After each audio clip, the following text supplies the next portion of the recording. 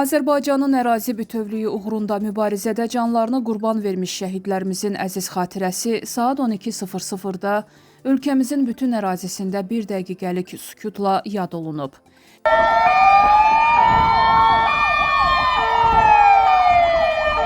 Sükut dəqiqəsi zamanı dövlət bayraqları endirilib, nəqliyyatın hərəkəti dayanıb. Avtomobillərdən səs siqnalları verilib.